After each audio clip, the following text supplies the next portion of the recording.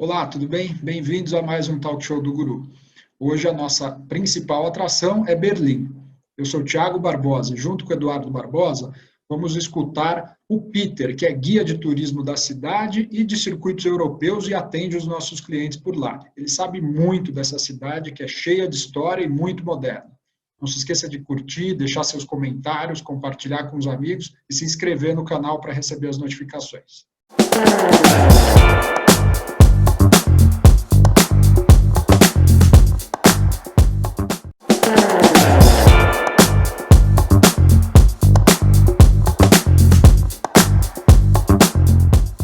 Então, quero dar o nosso agradecimento para as 14 agências que compartilharam esse evento. Então, muito obrigado, Janice, da Janice Vale Turismo de Bragança Paulista, o Nelson, da Cia do Porto, de Campinas, a senhora Hanna, da Lamia Turismo do Rio de Janeiro, a Carla, da Outback Turismo de Pouso Alegre, o Geraldo, da Travel Office de São Paulo, a Zumira, da Travel Connection Turismo de São Paulo, Rosali, da Rosali Turismo de Pindamonhangaba, o Reginaldo Zangaro, de São Paulo, o Walter, da Zanetti Tour, de Santo André, o Pedro, da Mundo Color Personalité de Sorocaba, a Bárbara, da Vivance Turismo do Rio de Janeiro, a Aline, da Estile Turismo de Osasco, a Valéria, da Trajeto Turismo de Sorocaba e a Andréia, da DJ Turismo de São Paulo. Muito obrigado, pessoal. É um prazer estar aqui hoje. Bem-vindos, bem-vindo, Peter. Uma satisfação contar com você hoje. Peter, nós sabemos que você, apesar de não ser natural da cidade de Berlim, você escolheu viver em Berlim. Conta pra gente, Berlim é bom mesmo para se viver? É bom mesmo. É uma cidade, pela primeira vez, pode não parecer bonita. Quando a gente lhe dá tempo, a gente fica levada pela beleza e pelo espírito da cidade, que funciona muito bem. É uma cidade muito funcional. É uma cidade onde as pessoas respeitam as regras, mas é uma cidade, ao mesmo tempo, onde a gente tem toda a liberdade. Então, é uma feliz combinação de disciplina e liberdade, ao máximo, as duas coisas. É uma cidade também muito verde, que para mim é muito importante. Originalmente eu sou professor, né? Eu estudei inglês, história e português. Faz 20 anos já trabalho como tour leader, como guia. 10 anos tenho o prazer de vestir a camisa da Sato Tours, que é um parceiro importante da Flot. E viajo pela Europa entre março, abril e outubro, novembro. Acompanho grupos oriundos do Brasil em português ou grupos oriundos de outros países da América Latina em espanhol, por toda a Europa, a minha grande pátria. Eu nunca deixei de ser professor, só que agora tenho alunos muito motivados na parceria de Flot e Sato. Não são viagens de praia, são viagens culturais. A gente vem com a vontade de conhecer história, cultura, arquitetura e eu tenho o prazer de compartilhar com essa gente os meus conhecimentos e a paixão que eu tenho pela Europa em geral e com algumas cidades em particular, como Budapeste, a cidade onde nasci, e Berlim, a cidade que eu adotei como meu novo lar docilado. Que privilégio muito que bem. É poder ter a aula de história nos locais, né? No local onde aconteceram os fatos, né? O Tiago acaba de dizer uma coisa muito importante. Portanto, nas aulas de história na escola, a gente se refere a coisas que estão lá, estão no livro, mas o meu grande privilégio, o meu grande prazer e o prazer dos passageiros é que o meu livro da história é a cidade. Portanto, eu aponto no edifício, é aqui que aconteceu. Foi nesta praça, foi neste lugar no dia 9 de novembro de 1933.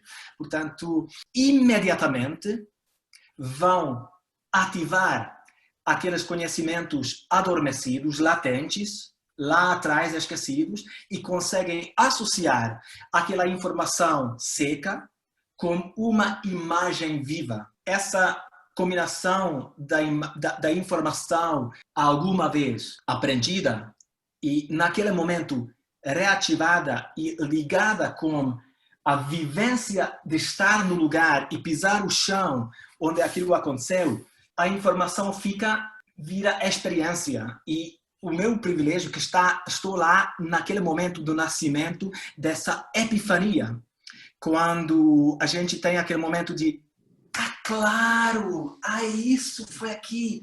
E é fantástico, realmente dá pele de galinha. E eu sei que isso vai acontecer. Eu sei já dias antes que naquele momento, naquele lugar, eu vou meter aquela faísca e vou levantar um fogo e as pessoas ficam felizes. Às vezes ficam com um orgasmo estético, né? Quando se trata de um lugar bonito como certos lugares de Berlim. Você, então, eu sei que você selecionou uma série de fotos para nós, para mostrar a cidade de Berlim, as grandes atrações, porque eu e o Thiago temos planos de ir para aí. Então, eu acho que agora é você colocar as imagens, porque nós só temos 1 hora e eu sei que tem muita coisa de Berlim. Vamos começar? Em primeiro lugar, gostaria de agradecer a toda a gente que veio para participar. Muito obrigado por terem vindo e por terem nos dado a oportunidade de compartilhar com vocês esse bate-papo. Como já falei, eu trabalho para a Sato Tours e nós conduzimos tours por toda a Europa em parceria com Flot. Nossa empresa, com sede em Viena, podem ver aqui na imagem em cima o filho do fundador, o Miguel, e a sua filha, Catarina, e o seu filho, Marcos, que hoje em dia são os diretores. As atrações imperdíveis. Aqui agora vou mostrar umas imagens que provavelmente todos vocês já conhecem, mesmo sem nunca terem ido a Berlim. Mas, claro, é obrigatório passar por estes lugares e fazer alguns comentários e prometo que depois vamos mostrar algumas coisas que estão já fora da trilha e são lugares menos conhecidos. Vamos começar, obviamente, com o grande emblema de Berlim, o Portão de Brandemburgo, que é apenas um portão. É um dos 18 portões que existiam no século XVIII ao longo da grande muralha que circundava Berlim naquele momento, né? Eram as portas de entrada e saída, serviam para controlar as entradas. Quem vinha de fora tinha que parar, pagar pedágio. A noite ficou fechada e também serviu, e principalmente serviu para controlar as saídas. Por quê? Porque Berlim foi a capital da Prússia, que era um estado por excelência militar, com muitos soldados, coitados, à força recrutados, e essas portas fechadas serviam para impedir as fugas, não é?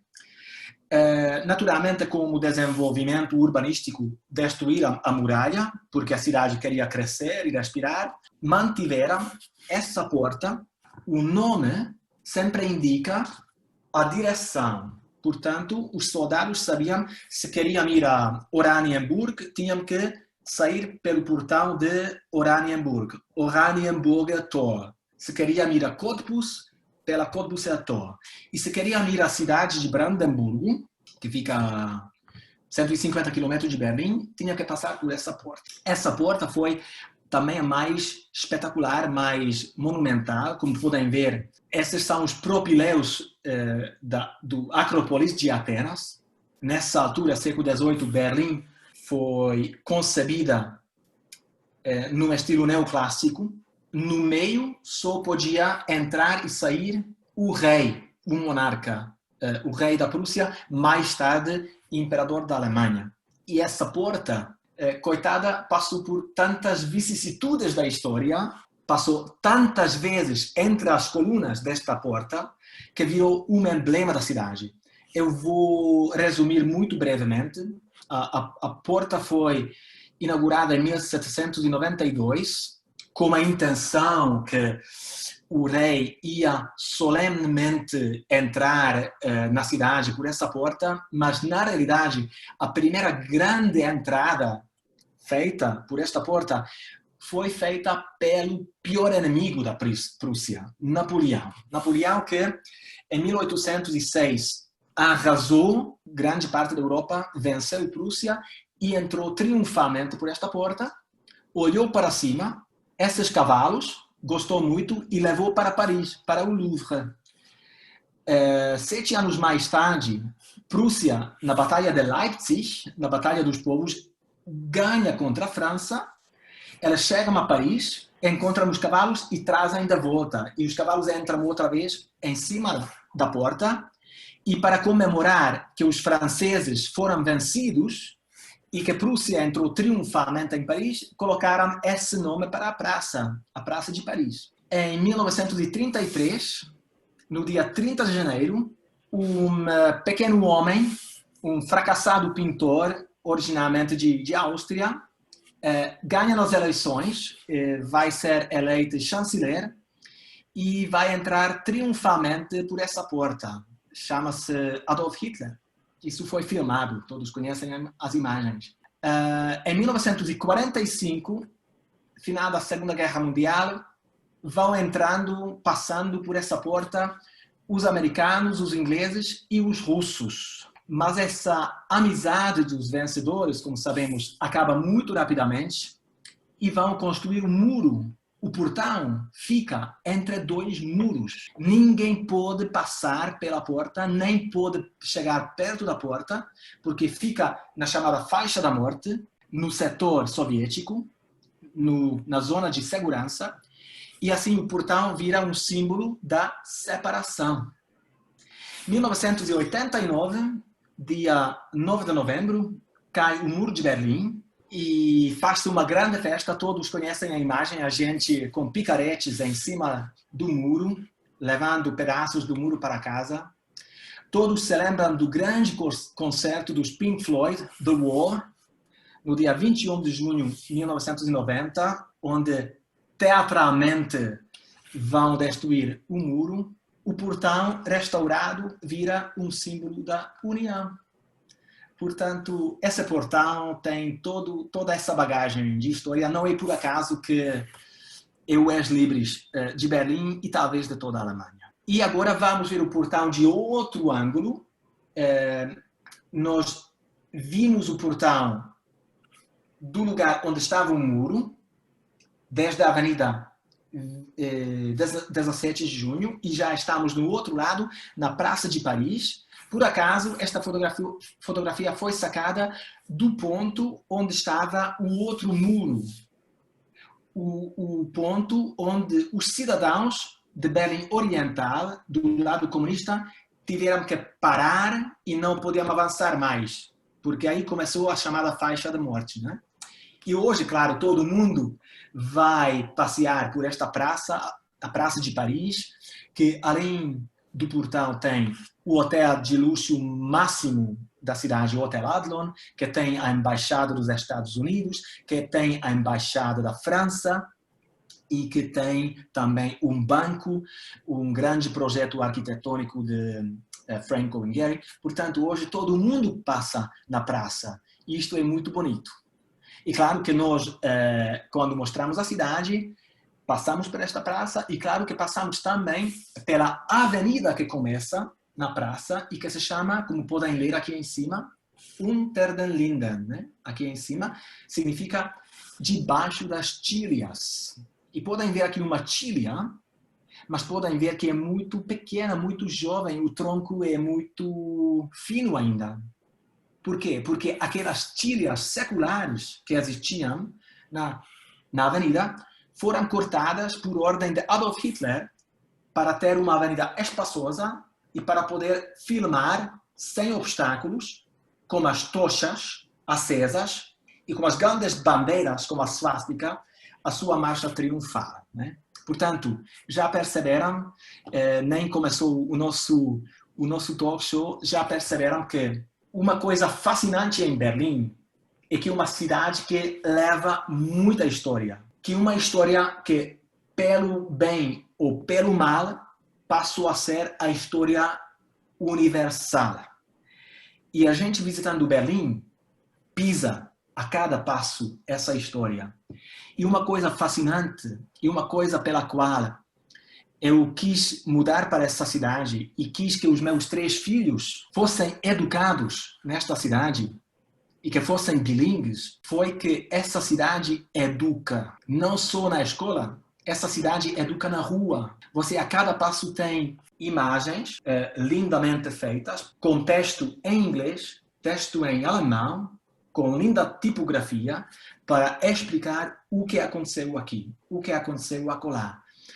Enquanto o meu país de origem, Hungria, às vezes gosta de esconder a história não muito bem vista debaixo do tapete, os alemães aprenderam uma lição e aprenderam que para que a história não se repita, tem que se conhecê-la. Por isso, Berlim é um livro da história com muitas placas explicativas, onde você vai entender o que é Berlim, o que é Alemanha, o que é Europa, o que é o mundo e o que somos nós. Por isso eu gosto tanto desta cidade. Bom, gente, fazemos um pequeno desvio da avenida, um desvio bem pequeno de 2 minutos e chegamos à praça talvez mais clássica, a Praça da Gendarmeria. O que podem ver aqui no meio, um dos vários santuários da música clássica em Berlim, porque em Berlim tudo existe pelo menos 2 vezes, às vezes 4 vezes. Porque durante 5 décadas, esta cidade estava dividida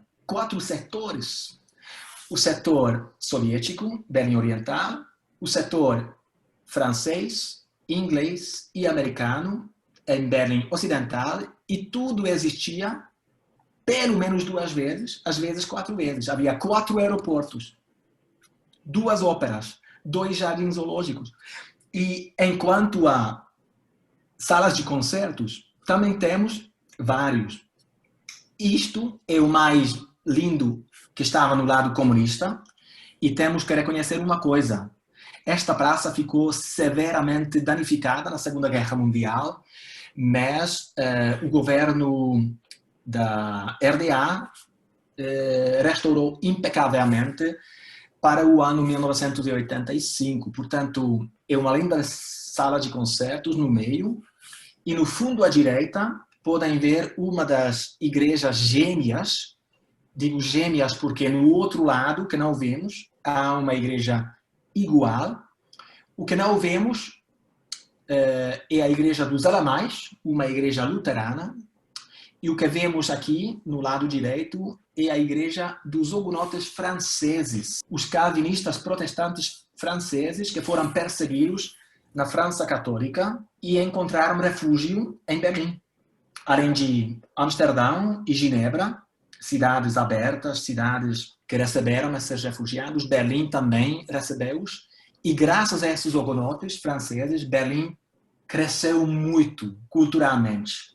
Por exemplo, e vamos falar daqui a pouco sobre isso, gastronomicamente, os franceses trouxeram o hábito de comer espargos. Por sinal, a rua que passa por trás da igreja chama-se Französische Straße, a Rua dos Franceses. E nesta mesma rua se encontra, na esquina, as Galerias Lafayette, a famosa loja de departamentos de Paris, que tem um sucursal em Berlim e que não cabe aqui nas fotografias, mas está lá. Continuamos, andamos 3 minutos e chegamos à Praça Bebelplatz, também conhecida o grande Frederico II, conhecido como o Alte Fritz, o velho Fritz, grande monarca da Prússia na segunda metade do século XVIII, transformou a Prússia numa grande potência, primeiro militar, depois cultural na Europa. Também lançou grandes projetos arquitetônicos e nesta praça mandou construir o que vemos e o que não vemos. O que vemos, primeiro, à esquerda, é a ópera, Santuário da Música. Seu diretor hoje é o grande Daniel Barenboim. Em frente vemos a Catedral Católica. Atenção, Catedral Católica construída por ordem do monarca numa cidade por excelência, luterana, protestante, né? Mas ele era um francmaçom e queria mostrar que na sua terra há liberdade de religião. E o que não vemos à direita, é o mais importante agora para nós, é a biblioteca do Frederico, que hoje em dia funciona como a faculdade de Direito da Universidade Humboldt, que também não vemos, porque está exatamente no lado desde onde nós estamos olhando para a praça. Então, reparem, gente, ópera, catedral, biblioteca, universidade, por excelência, é uma praça da cultura. Por ironia do destino, ou na realidade, é uma lógica, teve que acontecer justamente nesta praça a maior barbaridade registrada na história. Dia 10 de maio de 1933, foi aqui, nesta praça, que os estudantes, 3 meses depois de que Hitler subiu ao poder, já fanatizados, já contagiados por esse vírus, que não era a corona, senão o antissemitismo, sacaram os livros da biblioteca escritos por judeus, ou por socialistas, ou por comunistas, ou por livres pensadores, e fizeram uma fogueira e queimaram os livros. Portanto, o terceiro nome da praça é a Praça da Queima dos Livros. E estes turistas que vêm estão olhando para baixo, porque está lá um monumento talvez mais sutil, mais sofisticado, mais inteligente da praça, obra de um artista israeli, Misha Ullman, que é um monumento subterrâneo. É uma biblioteca enterrada, sem livros, para mostrar o que aconteceu. Quando as bibliotecas ficam sem livros, vence a barbaridade. E como linda recompensa, hoje, cada verão, nesta mesma praça, no lugar onde se queimaram os livros, faço uma feira de livros, né? Então, mais uma razão pela qual eu adoro esta cidade. A sua interação com a história.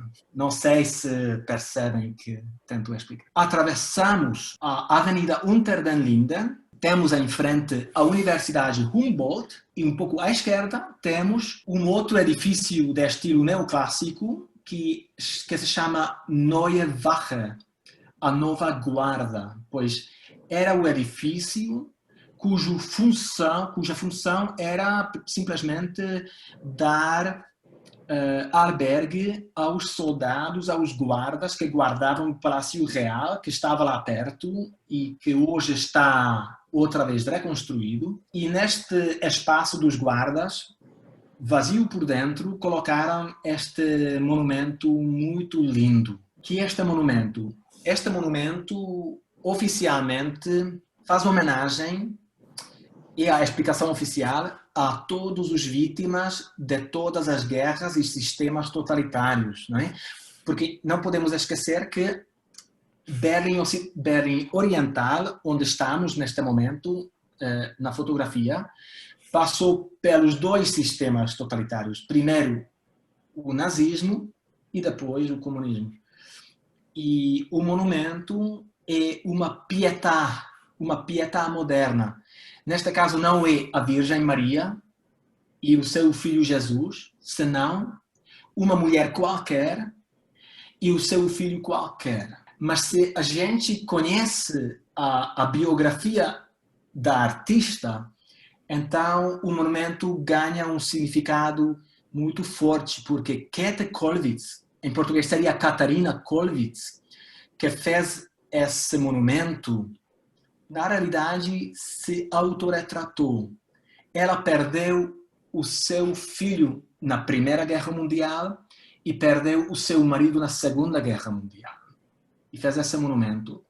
E mais uma coisa, esse monumento fala ainda mais se alguém tem olhos para observar. A cúpula em cima do monumento é uma cúpula aberta ao céu, tem um buraco. E quando chove, as gotas de chuva começam a cair como lágrimas em cima da mulher. Como, aliás, podem ver na fotografia, está molhada no meio. São as lágrimas do céu que caem sobre a mãe. E em Berlim chove muito. E se quiserem, podem interpretar isso no sentido concreto e no sentido abstrato. Atravessamos a avenida, vimos o monumento, passamos ao lado da Universidade Humboldt, passamos por uma pequena ponte e já estamos numa ilha, a Ilha dos Museus. Na realidade, Berlim começou nesta ilha, no meio de um pântano. Foi o único lugar onde era mais ou menos possível construir. Mesmo assim, tiveram que utilizar pilares de madeira para poder sustentar as casas, como em Amsterdão ou como em Veneza, porque, igual que Veneza, é um lugar de canais, de rios, de lagos, de pântano. Hoje em dia, aliás, desde o século XIX, nesta ilha temos 5 museus e posso dizer que não há nenhum lugar do mundo onde haja tanta concentração do patrimônio universal mundial como nesta ilha, nos 5 museus. O que podemos ver aqui é o museu mais jovem, o Bundesmuseum, que tem uma coleção de cultura bizantina, mas saltamos de imagem. Antes de saltar de imagem, atrás podemos ver um símbolo de Berlim Oriental, a torre de televisão em Alexanderplatz. E aqui temos outro museu dos 5, a antiga Galeria Nacional. Alberga as pinturas alemãs do século XIX, romantismo e impressionismo, mas também tem uma boa coleção dos impressionistas franceses, né? Manet, Monet, Renoir, Degas, Van Gogh e por aí fora. Portanto, é lindo. E à esquerda, no fundo, já podemos ver o museu mais visitado da ilha, o Museu de Pérgamo. O Museu de Pérgamo, que se chama assim porque dentro do museu está reconstruído o altar de um templo da cidade de Pérgamo, que era uma cidade da antiga Grécia na Ásia Menor, hoje território turco. Imaginem que os prussos, os arqueólogos prussos, no final do século XIX, trouxeram esse altar em 5.000 pedaços e contrataram restauradores italianos que têm experiência em trabalhar com antiguidades para remontar. E o resultado é isto. Má notícia para vocês é que até 2023 não podem ver o altar, porque está em obras. Mas vamos voltar um pouco, porque na ilha, além dos 5 museus, temos também a Catedral de Berlim, Berliner Dom. E, naturalmente, é uma catedral protestante. Como sabem, a Reforma nasceu em terras alemãs, né? Em 1517, quando Lutero colocou os seus 95 pontos na porta da sua igreja e, naturalmente, Lutero é um protagonista nesta igreja, aparece em estátua, em alto relevo, mas outros protagonistas nesta catedral estão na cripta, fazendo o seu repouso eterno. São os monarcas da Prússia, os imperadores da Alemanha, que estão aqui oficialmente sepultados. Falamos tanto, já passeamos tanto, até agora só percorremos a Avenida Unter den Linden. Outro museu na ilha é o Museu Novo, onde está a mulher mais bonita de Berlim. Já é um pouco idosa, tem 1.400 anos, mas continua a ser muito linda, chama-se Nefertiti, né? O famoso busto de Nefertiti. Uma vez levei uma família brasileira e o senhor comprou a réplica na loja. Sabem que as lojas dos museus são as lojas mais lindas para comprar souvenir, uma dica prática. E o senhor comprou uma réplica muito linda do busto e perguntei, ok, onde é que vai colocar? E ele falou, no meu consultório, sou cirurgião estético. Então, os meus pacientes, as mulheres, vão ver como é que vai ser o resultado. Gostei muito. Isto significa que em São Paulo, hoje em dia, se calhar andam na rua alguns Nefertitis. O Reichstag, todos conhecem o Reichstag, o parlamento alemão. Eu não vou contar a história porque o tempo passa. Quero falar sobre a cúpula de vidro. Estava lá sem uso, no lado ocidental, e quando cai o muro, que passava justo atrás do Reichstag, abriram um concurso para arquitetos. Concorreram, acho que mais de 600 arquitetos do mundo inteiro. Quem não quisesse deixar a sua impressão digital na capital do país, pelo menos economicamente, mas politicamente também mais importante da Europa.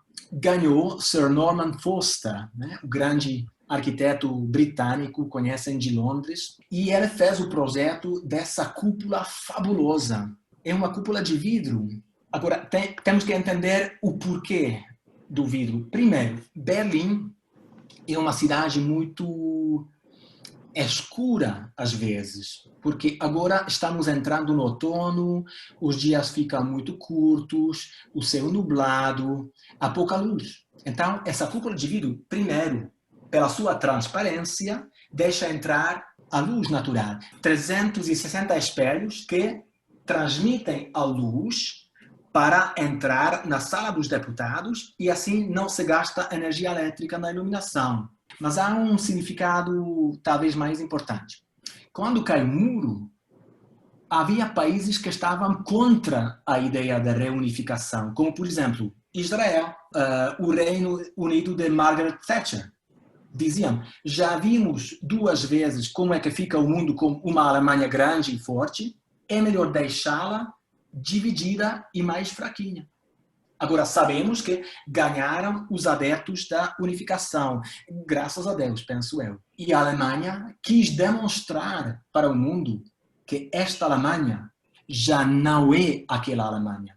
Hitler soube o poder no 30 de janeiro de 1933. Nem passa um mês, no dia 27 de fevereiro, há um incêndio no Reichstag. Alguns historiadores pensam que foi ele mesmo que ordenou, que encomendou o incêndio. Nunca vamos saber. O que aconteceu? Eles apanharam um pobre comunista, que nem era alemão, era holandês, jogaram a culpa para os comunistas. À mesma noite, a SA, organização paramilitar do partido, foi para as casas dos deputados da oposição parlamentar, dos deputados do Partido Social-Democrata, Socialista e Comunista, levaram eles para interrogações e foram os primeiros vítimas do primeiro campo de concentração. Portanto, resumindo, numa só noite acaba o parlamento como edifício e como organismo da democracia.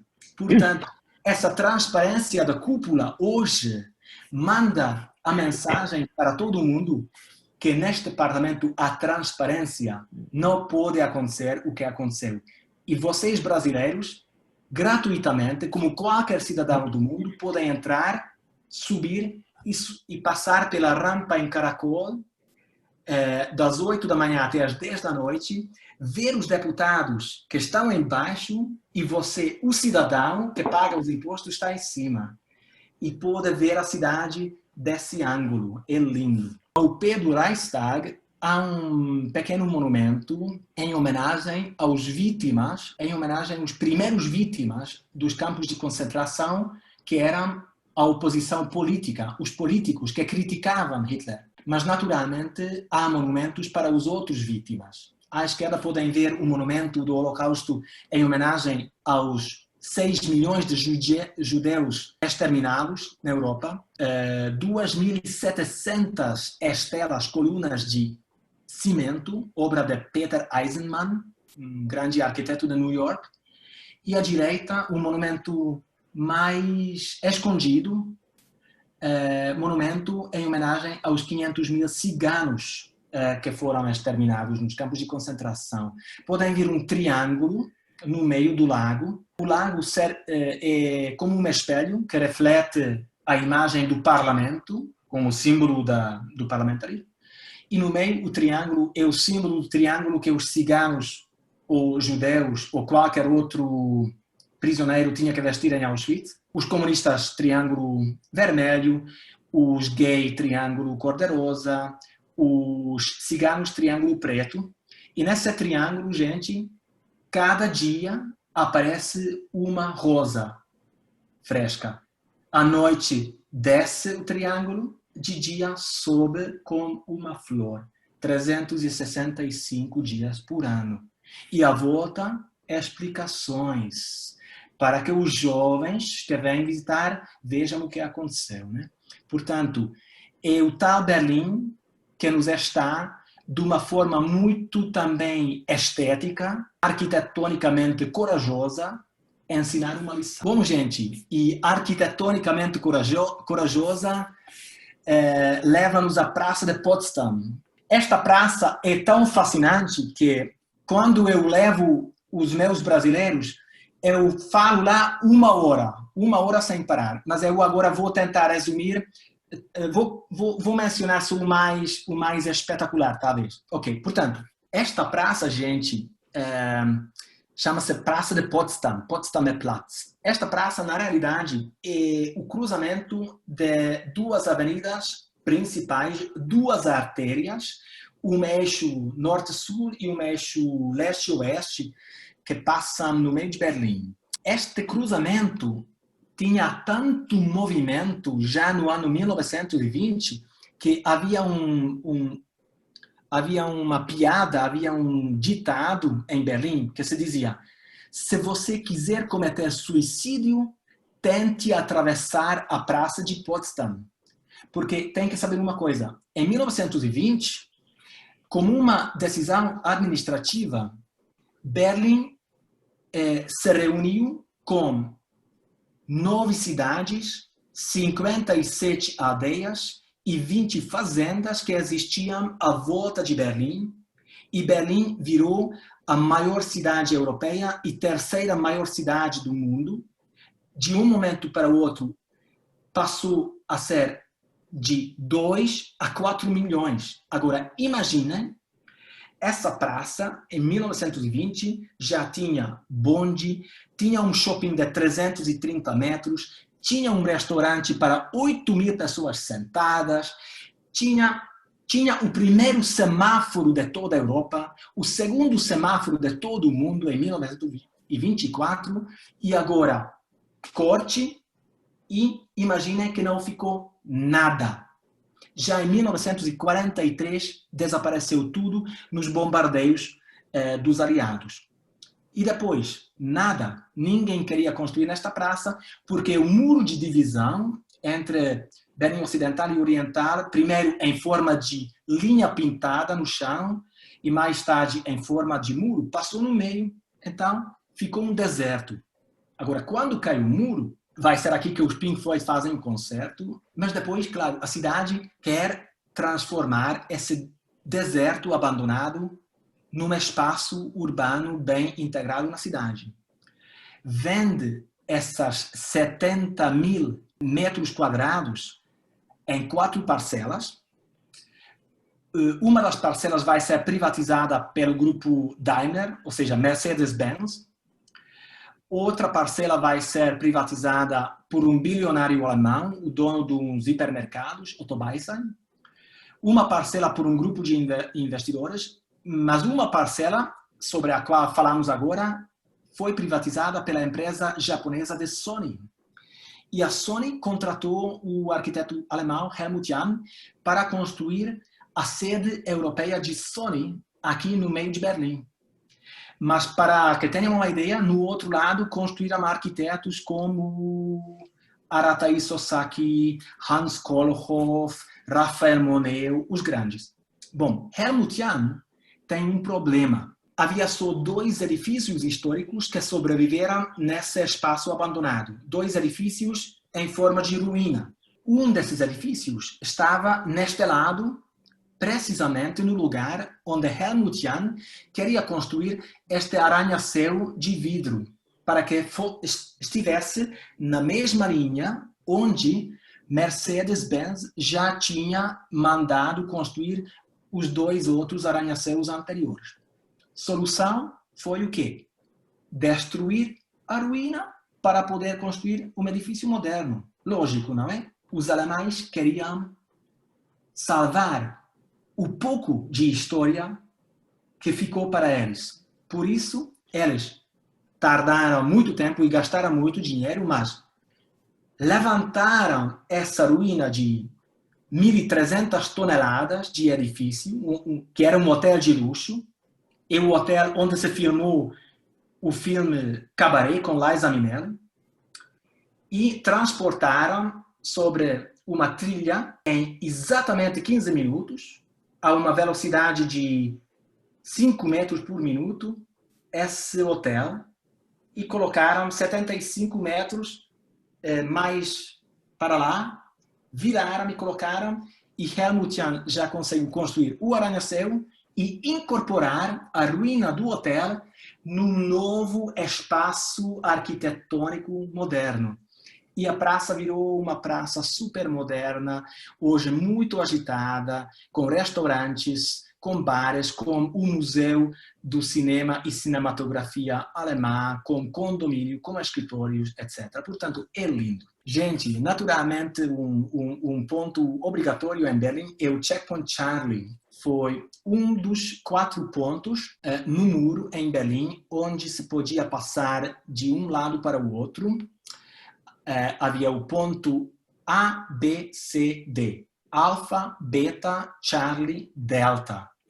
Mas o ponto que estava no centro da cidade, por isso era o mais importante, era o ponto C. Ponto Charlie era o lugar onde os turistas oriundos do lado ocidental, parando, mostrando o seu passaporte, pagando dinheiro, podiam entrar e passar um dia até a meia-noite visitando Berlim Oriental.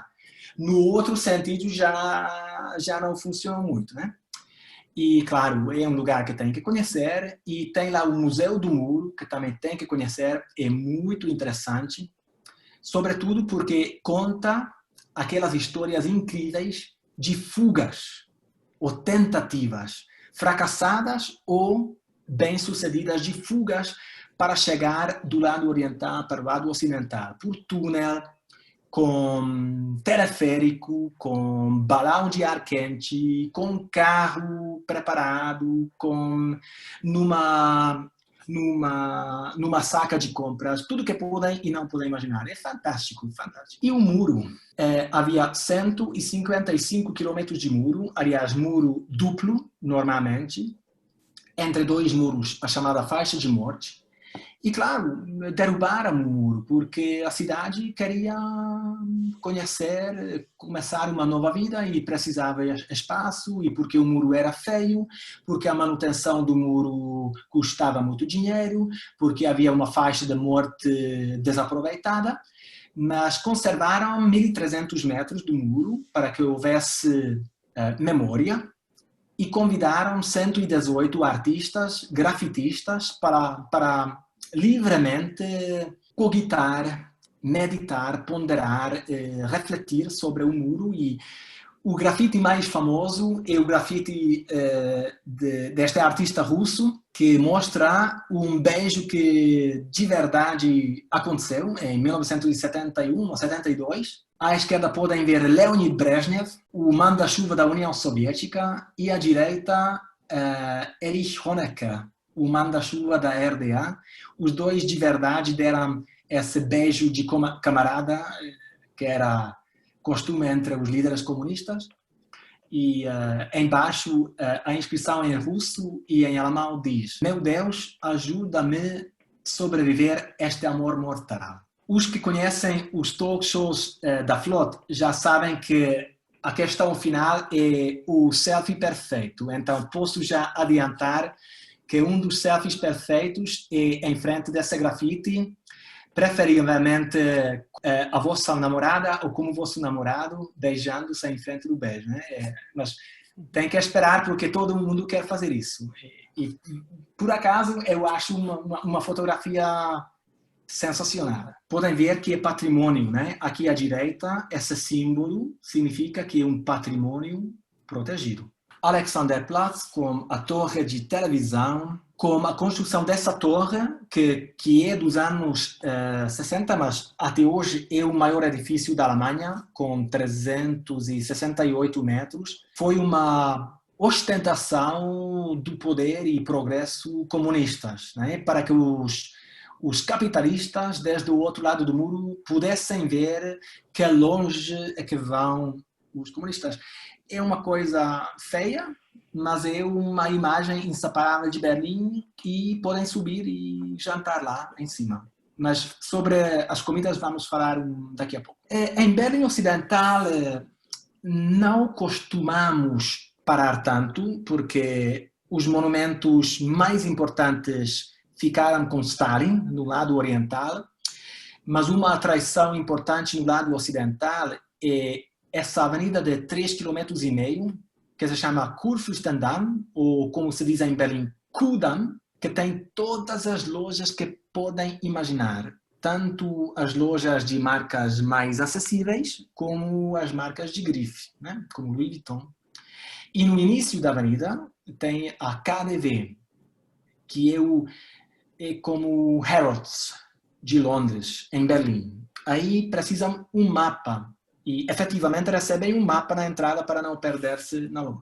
Um monumento em Berlim Ocidental que está na Avenida Kurfürstendamm é uma igreja neorromânica que foi construída em homenagem ao primeiro imperador da Alemanha, Guilherme I, e que foi severamente danificada na Segunda Guerra Mundial e que depois da Segunda Guerra Mundial não foi reconstruída, senão foi de propósito conservada como ruína, como lembrança, como memento para ver aonde se leva a guerra, né? É um monumento de entrada livre muito emocionante. Aliás, gostaria de falar sobre isso.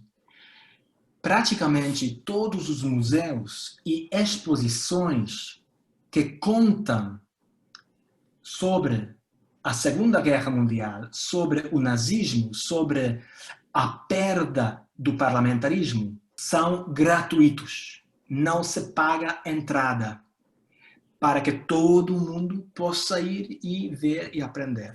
A entrada na igreja é gratuita. E tem um anexo para missas moderna, muito linda. Por fora, feia, mas por dentro, muito bonita. Peter, você vai entrar agora num dos temas favoritos de todos nós. Falar de comidas, de bebidas, de docinhos e tudo mais. Eduardo, sinceramente, eu tenho duas notícias. Uma ruim e uma boa. A ruim é que a comida alemã e principalmente a comida prussa, a comida de Berlim, sinceramente, não é grande coisa. Não é grande coisa, não é muito criativa. É carne de porco e batata, mais ou menos isso, ou menos que isso.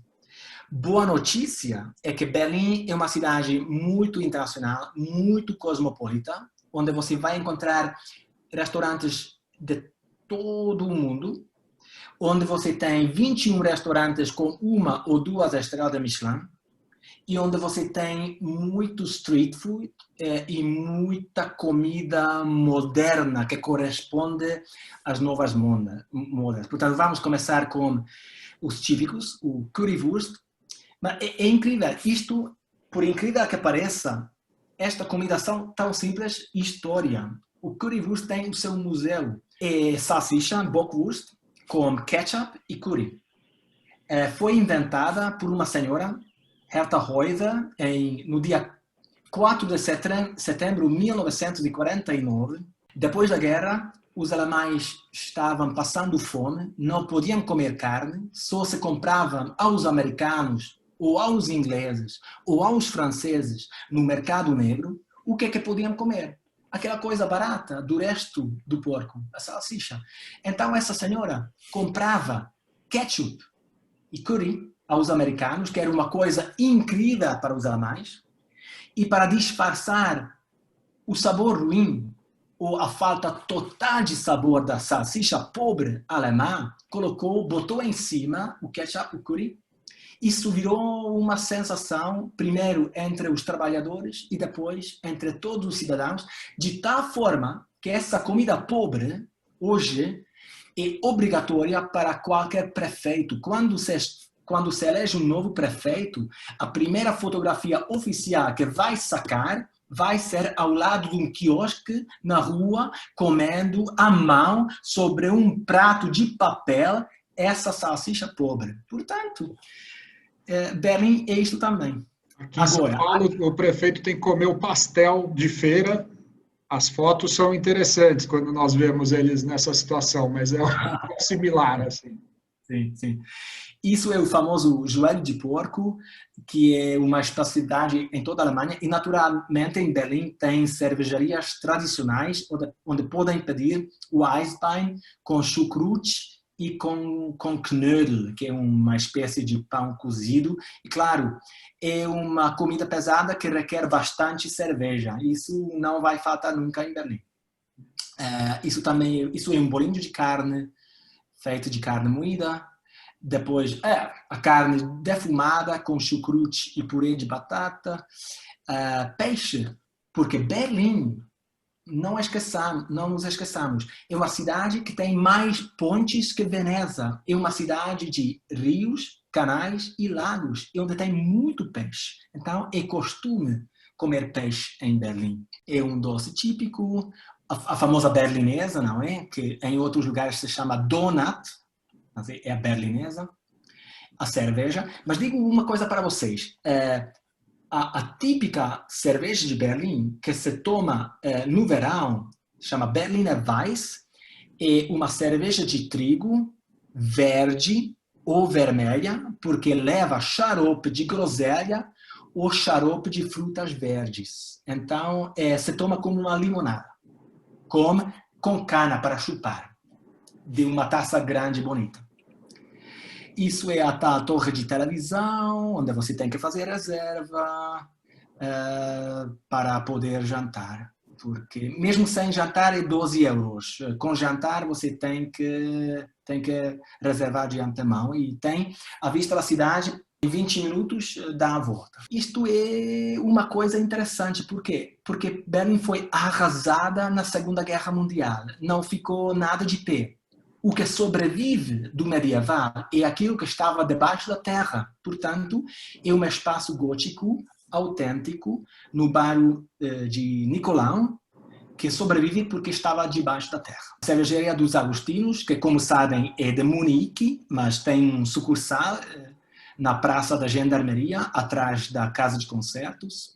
Isto sim, Berlim tem muito, é uma coisa que eu gosto muito, os Biergarten, os jardins de cerveja, coisa simples, porque, gente, o alemão e o prusso gosta de poupar, não gosta de gastar, então você faz a fila, você pega a bandeja, você pega uma comida simples, como uma salsicha, por exemplo, e você pede uma cerveja e você vai sentar-se num desses bancos e vai estar entre uma multidão. Esta cervejaria que eu gosto muito está no Tiergarten, que é o grande jardim verde no meio de Berlim. Está à beira de um lago, você pode alugar um barco e remar, como podem ver lá atrás no fundo. Aqui podem ver gente remando. Eu gosto muito deste lugar. Está atrás do Intercontinental, que é um dos hotéis habituais da Sato Tours. Aqui, Café Benedict. Gente, adoro este lugar. Então, acho que todos estamos de acordo que uma das melhores coisas da vida é tomar um bom café de manhã. Um café da manhã, um bom hotel, um café de manhã demorado. Então, os fundadores, os donos deste lugar pensavam, caramba, já que o café de manhã é a melhor coisa da vida, por que não ter café da manhã todo dia? Então, este café não se fecha nunca e serve café da manhã 24 horas. Por sinal, o nome é Benedict, porque o prato favorito do café da manhã de muitos, o meu, por exemplo, é o ovo Benedict, não é? Eles são tão bons, tão populares que não aceitam reservas. Você tem que ir lá e fazer a fila. Mas se você for para tomar café da manhã às 4 da manhã, se calhar não haja tanta fila. Então, não esqueçam, Café Benedict. Trisco, gente, não falta.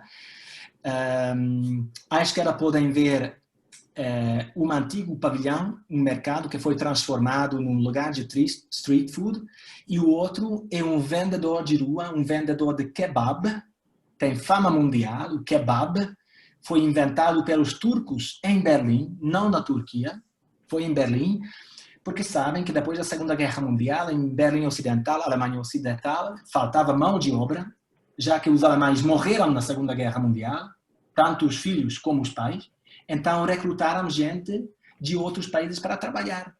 Trouxeram gente, e esta gente trouxe a sua gastronomia. E os turcos inventaram o kebab em Berlim. Então, em Berlim podem provar o famoso kebab. E se não quiserem comer carne, em Berlim, a cada passo vão encontrar uma loja, um supermercado que vende produtos orgânicos, onde também podem comer comida vegan, que está muito na moda. E se quiserem a estrela Michelin, pois tem 21. Por exemplo, aqui no Hotel Adlon, com vista do portão de Brandemburgo. Fantástico, hein, Peter? Tá uma maravilha, estão todos gostando muito. E agora, além do essencial, dos imperdíveis, acho que você trouxe algumas boas dicas aí de passeios não tão conhecidos pelo pessoal.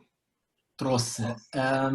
Bom, gente, como falei, repito duas coisas. Primeiro que havia 155 quilômetros de muro duplo, 141,9 quilômetros separavam Berlim Ocidental do resto da Alemanha comunista. Desculpem, mais ou menos 112 quilômetros, e o resto, mais ou menos 40 e poucos quilômetros, estava entre Berlim Oriental e Ocidental. Havia mais de 300 torres de vigia. Agora, o muro não existe mais, mas ao longo destes 155 quilômetros, hoje existe uma ciclovia muito boa, digamos que uma ciclovia educativa, porque tem muitos lugares onde aconteceu uma coisa, uma fuga bem-sucedida, o que acabou em tragédia, e você para, e você vê a fotografia da pessoa que tentou fugir ou conseguiu fugir, e conta em inglês, em alemão, como foi, que normalmente é uma história incrível de filme, e conta muita coisa. E você também tem ainda essa torre que está bem conservada, e normalmente esse muro passa por lugares muito lindos. Muitas vezes vai através do bosque, à beira do lago. Portanto, é um programa muito lindo. Pode ser uma experiência urbana, dentro da cidade, ou pode ser uma experiência mais da natureza, quando passa pelos lagos, pelos rios, pelos bosques, mas sem sair de Berlim, né? É interessante. Mas isto já é para os avançados, que estão visitando Berlim e já pela segunda vez, e já viram tudo aquilo que mostramos no início. Também para os mais avançados, o Museu da Stasi, que era a KGB alemã, a polícia secreta, aqui podem ver, aprender tudo sobre como é que funcionava esse sistema totalitário, onde cada quarta pessoa era um denunciador. E vocês aqui podem ver os aparelhos sofisticados e as técnicas sofisticadas que utilizavam para conhecer a vida de todos e para fazer chantagem. Uma coisa que eu gosto muito é um bunker original da Segunda Guerra Mundial, que era um refúgio durante os bombardeios, que uns anos atrás um jovem comprou ou alugou, não sei, e onde montou o seu museu privado incrível, que conta, numa só conta a história de Berlim, mas em 3 pisos subterrâneos, dentro do bunker, há uma exposição fantástica de 38 etapas que tenta explicar como é possível que uma pessoa conseguisse subir ao poder, provocar uma guerra na qual vão morrer 6 milhões de judeus e no total mais de 60 milhões de pessoas. Portanto, começa com a sua infância na Áustria, mostra como é que ele quis ser pintor, tentou entrar 2 vezes na Academia de Belas Artes de Viena, fracassou, ficou frustrado, e como é que a sua frustração pessoal depois coincidiu com a frustração coletiva dos alemães, e como é que tudo isso chegou aonde chegou, e mostra até o seu bunker, onde ele se matou, o suicídio de Hitler, tudo pormenorizadamente. Precisam de 3, 4 horas, mas vale a pena, é fantástico. O melhor museu que explica isso. E por interessante que é uma iniciativa privada. Topografia de terror. Isto já é estatal, naturalmente gratuito. Explica também essa história. O como é que isso foi possível, com fotografias, com textos, gratuitamente, ao pé do muro, no lugar da antiga Gestapo. Um edifício em cima do antigo Gestapo para educar as pessoas. Topografia do terror. Vamos ver um pouco de da cidade de Berlim nos seus arredores, com atividades à natureza, podendo desfrutar aí do sol ou mesmo da neve, né? Eduardo, a boa notícia é que você não precisa de sair da cidade para estar na natureza. É uma das razões pela qual eu adoro essa cidade. Vamos começar com esta imagem aqui, à direita. Olhem para o mapa. Não nos esqueçamos, Berlim foi construída num lugar impossível, no meio de um pântano, 5 rios, inúmeros lagos, terra inestável. Pouco a pouco foi drenada, construíram canais artificiais, mas sobrevivem ainda pântanos, sobrevivem muitos bosques e há 5 rios, há muitos canais, muitos lagos. Eu desde a minha casa vou 15 minutos na minha bicicleta, estou num lago onde, se quiser, posso fazer nudismo no verão, que é perfeitamente normal em Berlim, todo mundo faz a tal combinação de liberdade e disciplina, onde você pode patinar no inverno, que é muito lindo, onde você pode andar de caiaque. Eu sou membro de um clube de remo, ou você pode andar de vela sem sair da cidade. E à esquerda, saquei essa fotografia para captar um pouco o espírito ecológico dos berlineses. Em Berlim, cada árvore tem o seu número, leva uma placa e leva o seu número, como os carros têm a matrícula. Cada árvore está numerada, porque se alguma árvore tem alguma doença, algum problema, os jardineiros já sabem. É a árvore número tal de tal rua que precisa de uma intervenção, tem que podar, por exemplo. O que é que fazem? Mais ou menos a partir do dia 6 de janeiro, a gente pode jogar fora a sua árvore de Natal.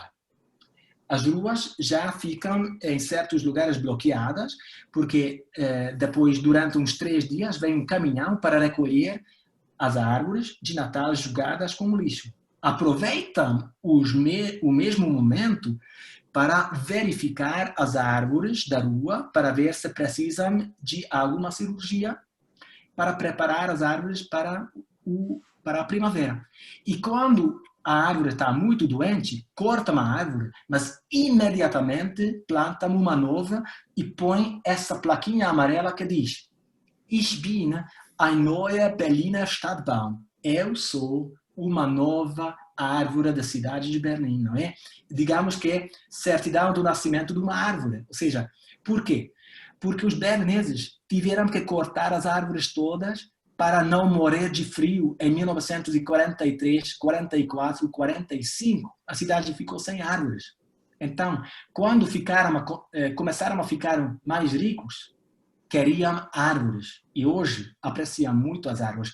É uma cidade muito, muito verde. Olha só aqui a minha família de bicicleta em Berlim na primavera. A cidade fica cheia de flores. Esta fotografia foi sacada em abril, no Jardim Botânico, que está em Berlim Ocidental. Mas você não precisa de ir ao Jardim Botânico. Isto está à beira de um dos lagos, o Lago Wannsee, a vila de um grande pintor, Max Liebermann. O Lago Wannsee, além de ser um lindíssimo lago onde você pode nadar, remar, velar, ou fazer um passeio de barco de 2 horas passando por 7 lagos e olhando as casas mais ricas, mais caras, os jardins mais lindos da cidade. Você também tem muitos monumentos. A casa onde viveu Churchill, onde viveu Stalin, Truman, a casa onde os nazis decidiram montar as câmaras de gás, ou a vila de Max Liebermann. Ou seja, estamos na natureza, mas ao mesmo tempo podemos aprender muita coisa. Berlim é assim.